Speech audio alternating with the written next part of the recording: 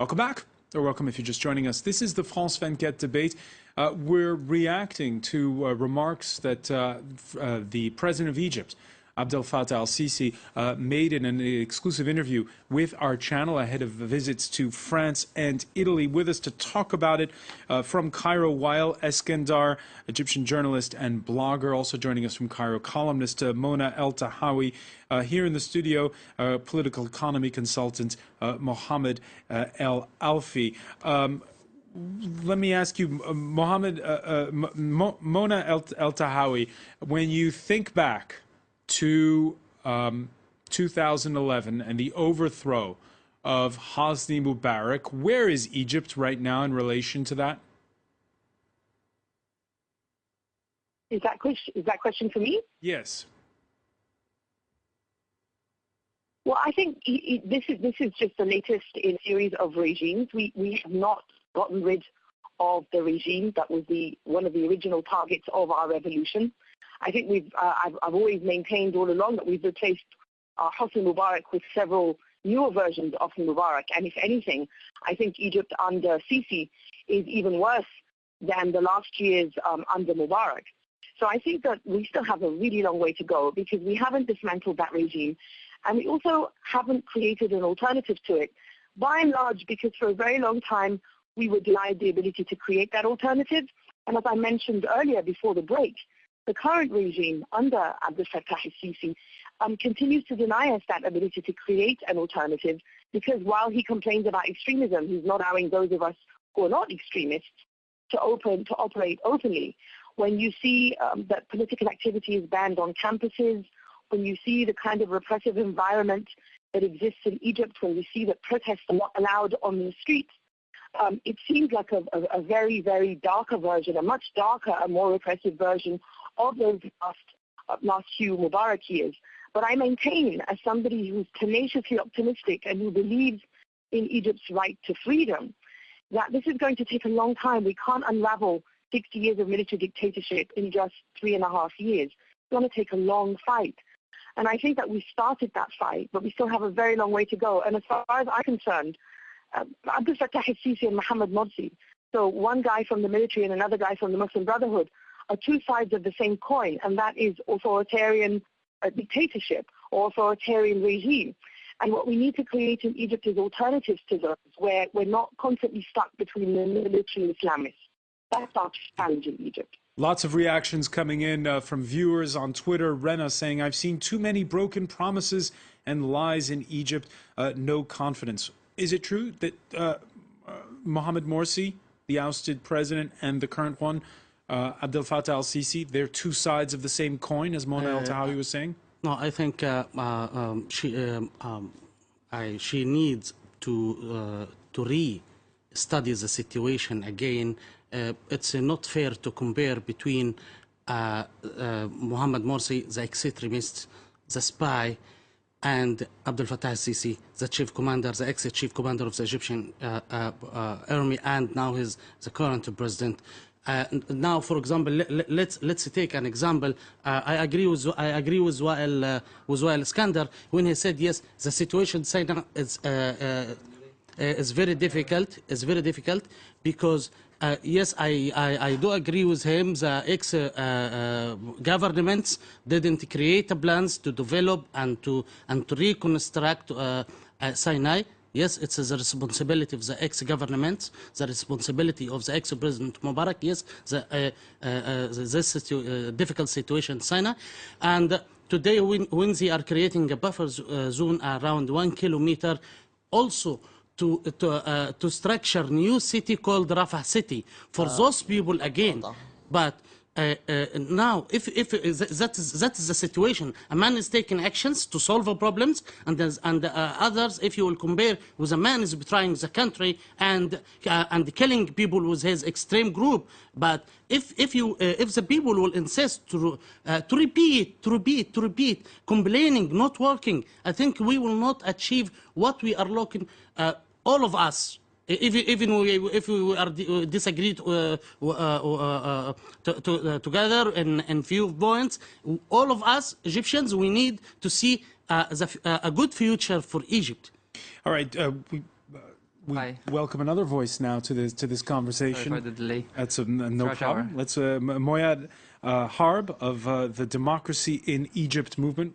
What's the Democracy in Egypt movement? Tell us. We are defending a very simple concept, which is democracy. We want the people to vote and to decide for themselves.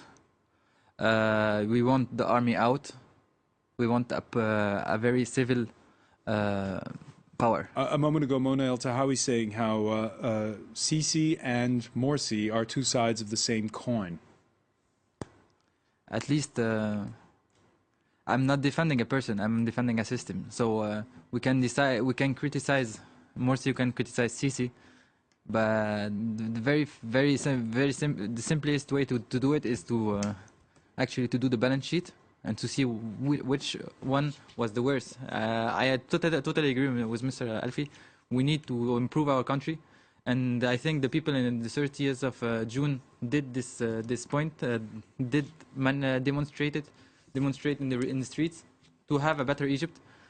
All I can say that today we have a worse Egypt. That's so I'm not. Maybe we're not happy with Morsi, but we're not happy with Sisi too. There'll be democracy in Egypt when violence against women ends. That's on Twitter from Moskor, who sent us that remark. France 24, by the way, when it came to the issue of freedom of expression, of the rights of minorities, France 24 asked President al-Sisi about all those that are in prison, and particularly about the fate of those Al Jazeera English journalists, 3 of whom were sentenced to 7 years behind bars. At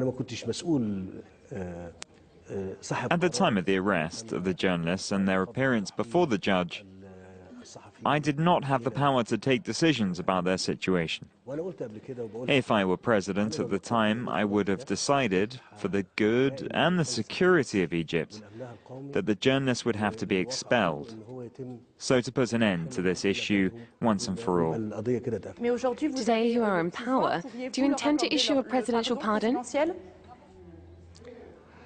Let me just say, this issue is currently under discussion so that we may find a solution. All right, one viewer saying, we don't have the capacity of tens of thousands in prison. That's how she sees Sisi's response to the Al Jazeera journalist question on France 24. What's your reading, Wael Eskandar, of the situation when it comes to freedom of the press and those journalists that are still behind bars? I think it's very clear, despite rhetoric, that there is no freedom of expression allowed in the fight against terror, or whatever this regime thinks they're fighting.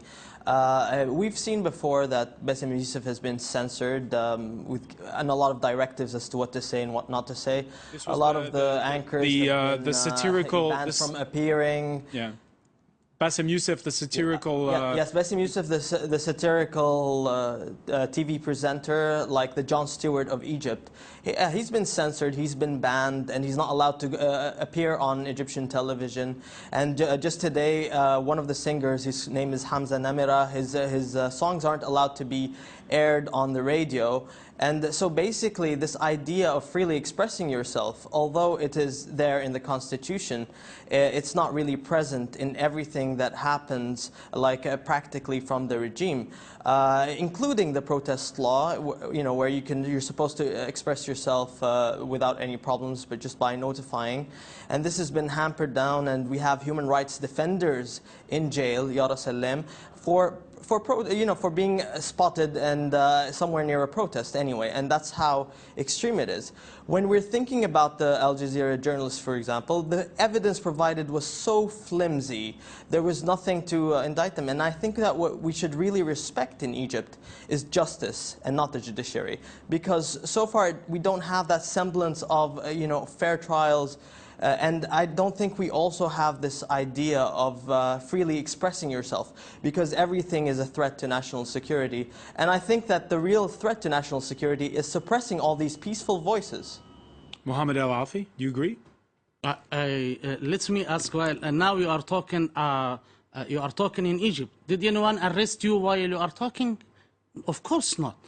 The problem is, Not while I'm talking, if you are but perhaps expressing, later. if you are expressing about a real situation, of course, that is your rights. You have the rights to do it. But if you will work against your country, of course, the authority in this country, in any country all over the world, must ask you. And must judge you. But if they needed open area for people, for terrorists. Did the evidence against those journalists seem credible to you? The problem about journalists is now I think they will release them. I think they will release the journalists. But I'm talking in a determined point. You have the freedom to express about your viewpoint, but you don't have the freedom to work against your country. Even you are French or Egyptian or British, that is the critical problem. The people is mixing all ideas in one bottle. Of course, you must separate to see and to clarify each point, to understand well and to explain to the people around you in a right way. But now, Morsi was extremist, dictator. Now Sisi is dictator. That is what they are saying.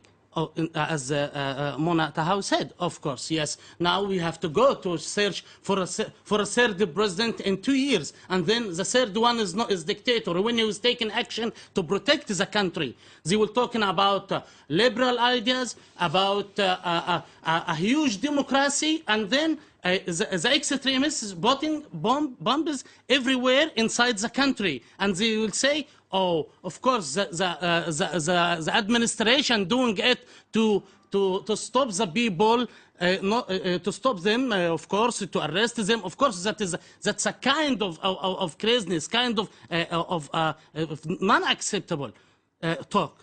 Mona El-Tahawy? I'm sorry, but it's totally delusional what your guest is saying. He doesn't live in Egypt. He has very little understanding of the real risks that people run in expressing themselves. There is no freedom of expression. If you turn on any Egyptian television channel today, whether it's state-controlled television or even the privately owned channels, all the opposition voices have gone. They've either been terrorized off the screen or they've just withdrawn themselves because they're scared of going to jail. There are people in jail, as I said, who have been there for months who haven't undergone any kind of trial, let alone be charged with anything. What environment of freedom is your guest talking about? They're not. Mona, excuse me. Mona, excuse me. You are supporting chaos in Egypt. Now you are supporting chaos in Egypt. You are not respecting the system. You know what? I was so tempted to jump in and tell you to stop your nonsense, and you are not. Thank you very much. Thank you very much for your polite way in negotiation. Thank you. Where do you live? You don't even live. You do not live in Cairo. You have no understanding of the dangers that people in this country face. I'm in Cairo all times, by the way. Mona, I'm in Cairo all times. Not outside Cairo. You have to stop shouting. Stop shouting and wait your turn to speak. Stop dancing, Mona. I'm not shouting. Stop dancing. Don't support chaos in Egypt. Don't support chaos. Don't support chaos. Support the official regime of Egypt. Support your president. Respect your army. Respect your law. Respect your people. Respect your Egyptian people. Mohamed Elalfy, please let Mona El-Tahawy speak. Take care of your guest. If you want me to continue this interview, Mona El-Tahawy, this is just go ahead. nonsense. If you want me to continue answering your question, do not allow this man to interrupt me, or I shall hang up. We're listening. You have the floor, Mona. Freedom seriously in Egypt. I urge you to listen to all the human rights groups here who have no biases, who have documented the clampdown, the continued clampdown and violations of human rights in Egypt, be it through freedom of expression, freedom of assembly, not just a student expressing his or her faces the danger of being abducted from their homes without charge. I don't know what fantasy land your guest is talking about, but Egypt is not a free country under Abdel Fattah al-Sisi. Mohamed Elalfy? Can I not give my opinion? Go ahead, Mohamed Because I didn't talk since I came. No, I cannot more agree than with Mona and Wael. All because NGOs today, as we saw, like Amnesty International, had been banned from Egypt. We can see also the vice president of Le Monde Diplomatique, a huge... Alain Grèche, often a guest on the show. Alain Grèche, yes, had been stopped, has been arrested been questioned for 2 hours only because he was talking with a student of him in a cafe about the political situation. There's nothing. It's not demonstrating. It shows how the situation. I'm not defending Morsi. I'm not defending Sisi. All we need here in Egypt, like Mona said, and exactly what Wael is saying, we need institution. We cannot believe and have trust in this judiciary power only because this judiciary power used to be the balance with the executive power. Today we only believe in justice. We hope that our country will build an institution. Today we don't have anything. Today we have political problems in Sinai. Today we are saying we have terrorists. Yes, I cannot more agree than with where. Because where is the army in Sinai? I am sorry. They're now doing politics. No, I mean today we're in a situation where everything is banned. Excuse me, let me finish, please. Let me finish, please. The situation today in Egypt is worse than it was with Morsi. We saw Amnesty International did a report with 1,400 people killed. Where is the? I'm not asking to charge anyone. I'm only asking if we charge someone, we have to bring proof, like the journalist. We cannot ask a journalist to be not neutral. His work is to be neutral, so he has to bring information. If he is bringing information against the power in today, that means that this power is not correct with his people. So we need to let him do this job. We cannot put him in jail for 1 year, then say, I wasn't in charge at this time, so maybe I will think about it. I might get them out. That's not a freedom country. That's a dictatorship of a country. Mona and Wael says, what did Wael say? Today, there is someone who has been spotted next to a demonstration, has been taken away. There's tens of thousands of people in prison. How come you do not delete opposition? That's not democracy. Democracy is to open your arms to have all opinions. Today, it's not the situation. Democracy is to call for democracy to work via official parties. Don't call for chaos. Don't call for aggressions. Don't call the people to make a violence and to put bombs inside the streets. That is the democracy we know. Is there room in today's Egypt for peaceful demonstrations? Now, peaceful demonstration. Now you have to get a permission as any organized country in this world. But when you go to create chaos without a permission, of course, can I do it here in France? To make it to go to the streets? Can I do it here? Of course, no, they will arrest me if I will not get permission and to call the police. Now, the people, I said, you have the right for democracy. You can call for freedom. Yes, but via official parties. You can go to the election via official parties. But to call for chaos, it's of course, that is right, not... I'm not talking about you. I'm not talking about you. And, excuse me, there is a small point. Now they are... Just second. Now they are talking about reporters from institutes.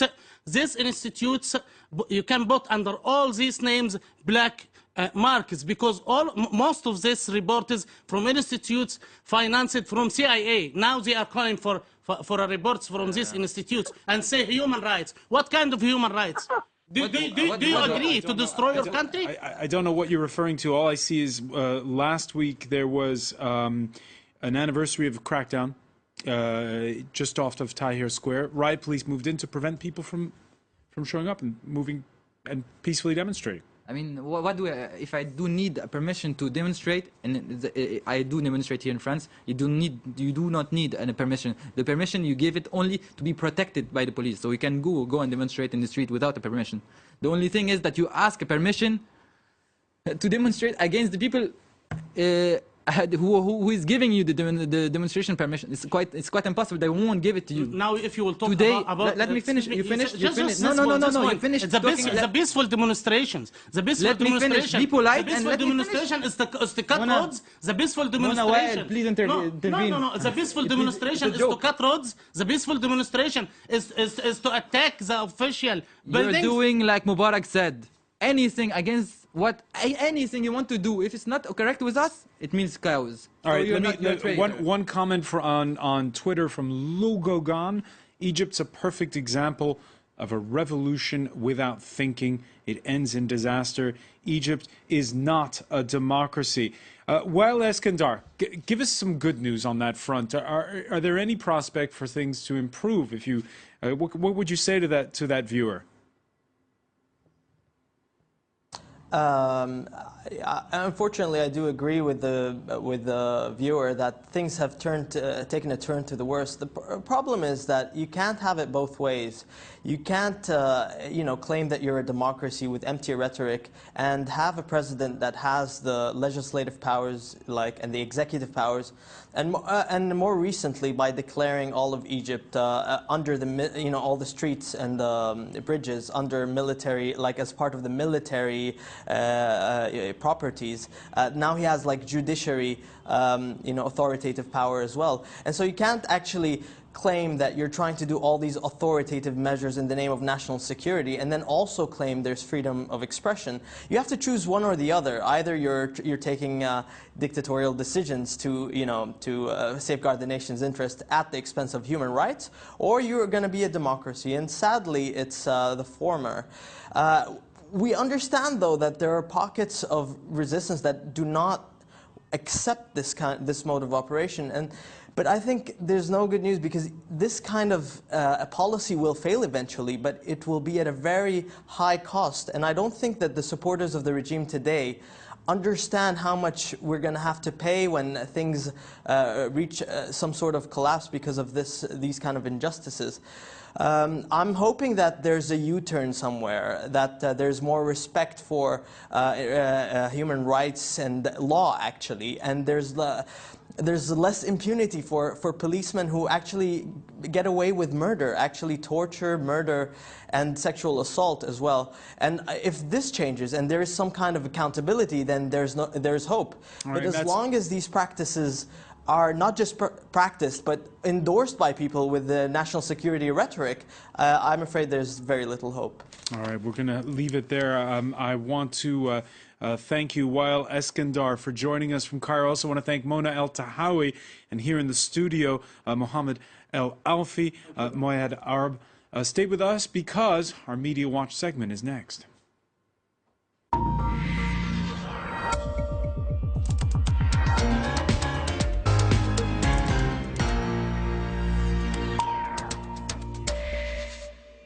Let's say hello to James Creedon. Evening, Francois. A lot of discussion online about that interview conducted by Sonia Dridi and Mark Perlman in Cairo today.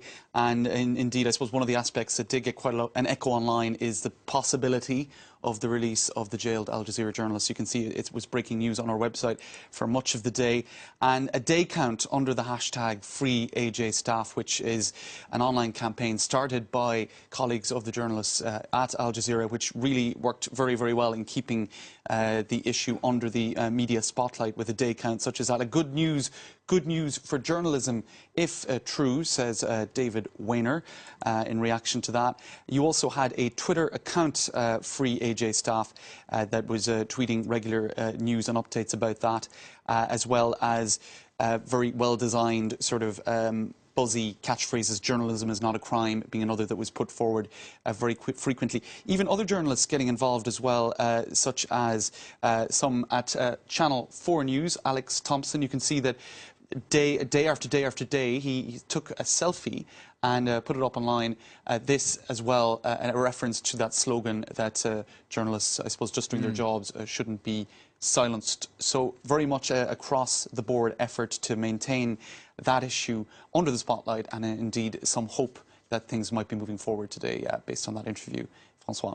So that's one issue we'll be looking at. Also, a big buzz about another, I suppose, France 24 scoop, you could call it today. This is our own journalist, Wassim Nasser, who has been front and centre of doubts that have been raised about the identity of a so-called second French jihadist that appeared in that video that was released this weekend showing the assassination of around 20 Syrian soldiers and the journalist Peter Kassig. It appears that doubts have been cast on that, and for several reasons. It appears as the Arabic spoken by this the man appearing in this video is too fluent. It has a Syrian accent, and Michael dos Santos is raised in the Paris suburbs of Portuguese extraction, so that would be pretty surprising if in less than 2 years he had polished his Arabic to that extent. Also, in several photos he posted online, he has green eyes. Wasim Nasser points out that in the video, the guy in question has brown eyes, so certainly doubts about what seemed like a certainty.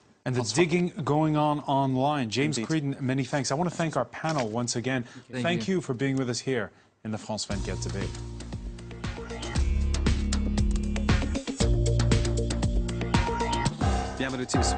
Reporters.